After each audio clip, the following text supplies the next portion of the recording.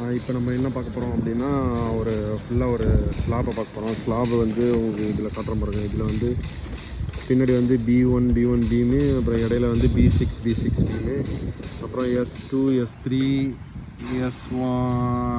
S3 slab. ஓகேவா? So அதோட டீட்டெயிலும் இங்கே இருக்குது. இந்த B1 வந்து மேலே 2 ராடு கீழே 2 ராடு, அது பின்னாடி பீமில் போட்டிருக்கு. இது B6 இந்த இடத்துல தான் நம்ம நிற்கிறோம். ஓகே, ஸோ நிற்கும் போது இந்த இடத்துல பார்த்துருவோம். B6 வந்து என்ன கொடுத்துருக்கு?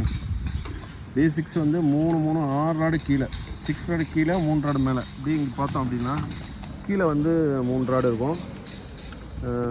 உள்ளே போய் பார்க்குறோம். கீழே ஒரு 3 ராடு, மேலே வந்து கீழே வந்து 6 ராடு, மேலே 3 ராடு.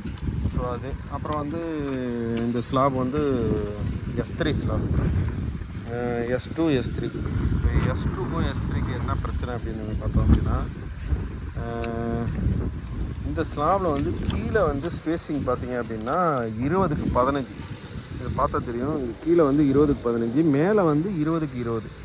அப்போ கீழே வந்து 20க்கு 15ன்னா அது மாதிரி அதை பார்த்து அதுக்கு தகுந்த மாதிரி போடணும். பார்த்தா தெரியுது இந்த இடத்துல 15-20.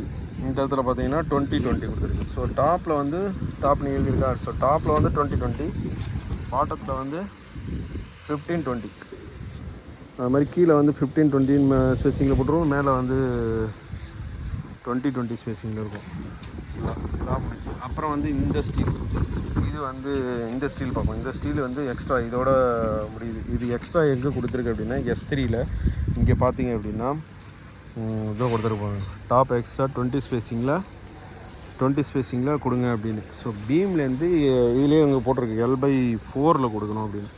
ஸோ அதுக்கு தகுந்த மாதிரி L/4 நம்ம வந்து பண்ணுறோம். இங்கேருந்து இந்த ஸ்லாபில் L/4, அந்த பக்கம் ஸ்லாபில் L/4 எடுத்துகிட்டு